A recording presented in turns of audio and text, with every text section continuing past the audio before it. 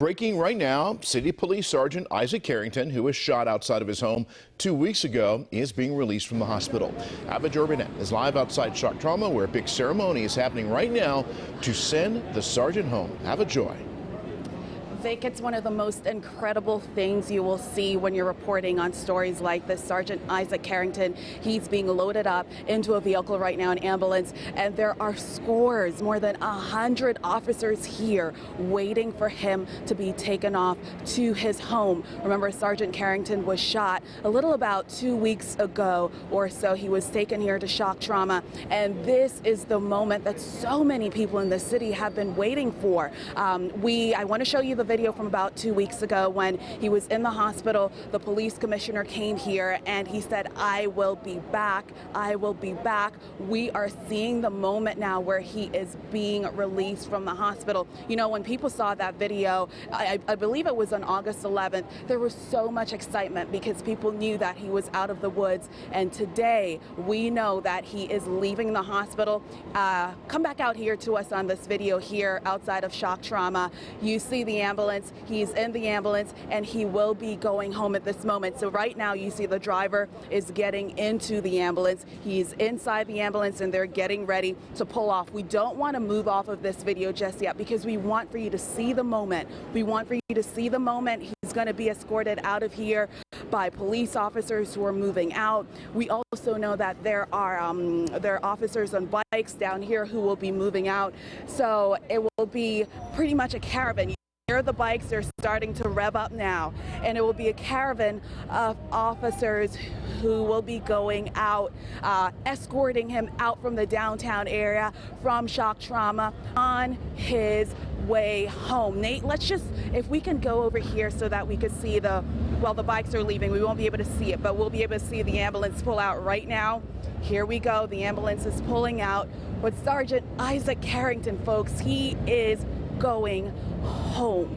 Really, it's an incredible situation. You hear some people are starting to cheer as he pulls out.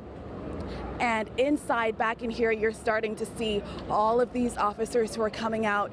A representative from Baltimore City Police told us that there are maybe about 125 officers who are inside. We see the police commissioner, he's coming out. We see people who are giving hugs and kisses. And we also see one of the sergeants who worked. So, yes, can we set up? Is it possible for us to get the police commissioner? We're live right now. He's coming over. The police commissioner is coming over. We also see the mayor there. You know, just a lot of excitement here as we wait for the police commissioner to come over and speak with us, and also the mayor.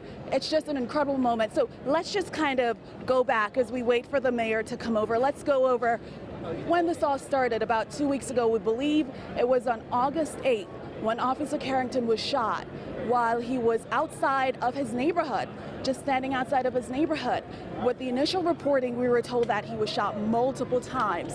And you know, this is not something that no one knew what was going on with this particular situation. Now, that was on a Thursday. Over the weekend after that, that's when we started to get an idea of how he was doing. We saw him in the hospital. He was telling the public, "I'll be back." And today, we just saw him drive off. Now, we are just waiting for the police commissioner to come on over and speak with us as we get an idea of how they're feeling. Remember, this is the second officer who was put into the hospital after being injured. There was another officer who was injured when he went into that methadone clinic a few weeks before Sergeant Carrington was shot. And that officer was also released. And then today, to have another officer who was shot and to have that person be released from the hospital, it's just an incredible moment here in the city of Baltimore. Vic, I understand that you have a question for us? Yes, Salvatore, we're watching this very exciting moment here from the studio as well, and we see Councilman Scott there, as well as the police commissioner and his chief lieutenants. He also met with the governor, and the governor has some interesting things to say about his meeting with us. Tell us about that. Yes, he met with the governor sometime last week, and the governor talked about his enthusiasm, the sense of humor that Sergeant Carrington had, and that kind of gave us insight into the hospital room. As people in the public, we don't always get to see what is going on when an officer is injured. So once again, that was another moment where we were able to get a sense of how Sergeant Carrington was doing. And the governor talked about his wicked sense of humor. And, you know, it was just really an uplifting moment. Right next to the police commissioner here, we see one of the surgeons who worked on Sergeant Carrington. He's walking over here. We're live right now. We saw one of the surgeons, one of the head surgeons here, really. And when he came out, yes, we're ready. They're coming over now, guys, to give us some interviews. I'll go over there. So we're going to put this mic up right now. Vic, if you could just take over for me. Yes, Officer, as we are seeing here the live video from outside shock trauma, the police commissioner, Commissioner Harrison there, and also the mayor who have been there at the hospital. They had multiple visits with Officer Carrington during his time there. At one time, it was touch and go shortly after he was shot multiple times during an attempted robbery at his home.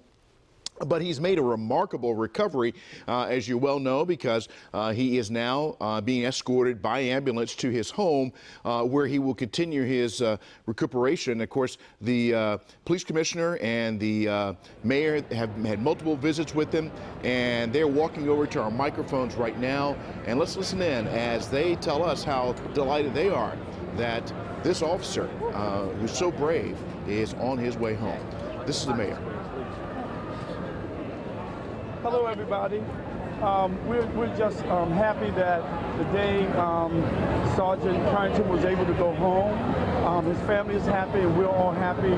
His police extended family is happy, and that's all I have to say, is that we're glad that this day is here where he can go home. I mean, he's not out of the woods yet, but we're praying and asking God to really give him a full recovery, and we're asking everybody else to do the same. So that's all I have to say. Mr. President, you have anything to say? Yeah, today's a great day. We have a hero, a Baltimorean, who's returning home with his family to his community, where he risked his lives for him and his neighbors. So this is a great day, and we'll continue to work with the police department and ask everyone to hunt down the individuals that did this and every other violent crime in Baltimore City this year. But this is an important day, and we have to recognize this because it's important that he's going home and he's doing better. I think we are all somewhat relieved, but certainly Sergeant Carrington has a long way to go for a full recovery. But we are prayerful and hopeful that he will make a full recovery because there's always hope, and we believe in prayers. We spent time with his family, and today is a joyous day, not just for the Carrington family, but for the Baltimore Police Department family and for the residents of Baltimore, because Sergeant Carrington is a son of Baltimore. And so today he's released from the hospital with a long road to recovery, but we still are asking, as our investigators continue to work this investigation, for any information leading to the arrest of the persons who did this to our sergeant and who are out there committing havoc and causing havoc in our community. We still need the community's help identifying who may have done this. And though we are working around the clock to solve this, we always asking for community support. So for anybody who knows anything, who saw anything, who heard anything, please come forward and call our homicide division, our police department, or call Crime Stoppers with any information that you have. And once again, we ask you to keep Sergeant Carrington and his family in your prayers as we pray for his recovery. Mr. Commissioner, we're live right now. What can you tell us in terms of the latest in the investigation right now? How close are you getting? Well, it is still ongoing, and we are still looking for any and all evidence that will lead to the capture of anyone who would have participated in this heinous crime. And so right now it is still ongoing. I can't give you any more details. What we need is for anyone who's heard anything, saw anything, or knows anything, I compel to your conscience to please come forward and help us solve this case and bring justice. At this time, I turn it over to Dr. Scalea. Thank you. Indulge me for 45 seconds. I've been doing this for 35 years. I can't tell you the number of police officers I've cared for. It's a lot between New York and Baltimore. I take care of everyone. I do it myself because that's the way it is. But every time we do this, it's incredibly anxiety provoking. The whole city is watching, and these are our family members, as far as I'm concerned. The police, he's my brother, they're my sisters, they're everything. And I just can't tell you how proud I am of all of my staff for stepping up once again in the face of another city tragedy and bringing their A game and getting Sergeant Carrington off to the next level of his care. He's got a ways to go. He's got a lot of rehab that he is going to need to do, but we are going to be with him, as will his police family, until the very end of this. And by God, we're going to get him through and into the best shape possible. Dr. Scalia, you just touched on it. In terms of his recovery, how challenging is the road ahead? He's got a ways to go. He got badly injured, and the end of the hospitalization is only the end of the hospitalization. This is not him making his full recovery. This is not him going back to work.